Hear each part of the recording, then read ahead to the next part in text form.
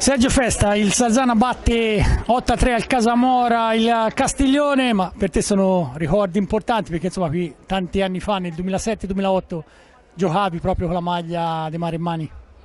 Sì, intanto buonasera a tutti, è sempre un piacere tornare qui, sono stato veramente bene, tutti lo sanno, ho lasciato tanti amici, tanti bei ricordi.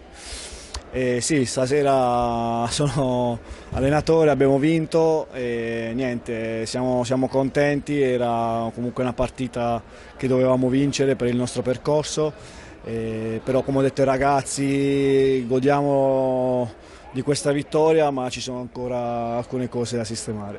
Pronti via, avete messo in chiaro la situazione perché insomma siete andati sul 3-0, il Castiglione un po' titubante.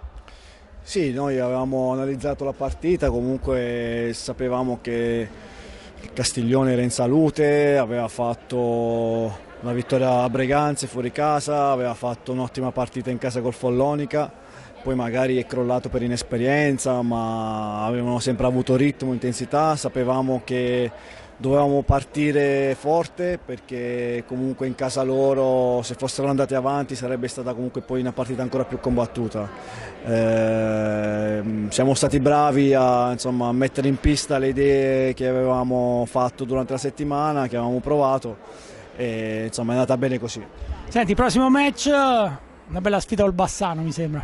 Sì, sono quelle partite dove insomma, le chiamo un po' banchi di prova, no? Vogliamo metterci alla prova con le migliori. Veniamo insomma, dalla sconfitta in casa col Monza dove ci brucia, dove volevamo fare punti, dove volevamo fare un passettino in avanti. È stata una battuta d'arresto, come ho detto, che brucia, vogliamo provare col Bassano a riscattarci e a metterci alla prova con una squadra comunque insomma, che viaggia e viaggerà tra le prime posizioni del campionato.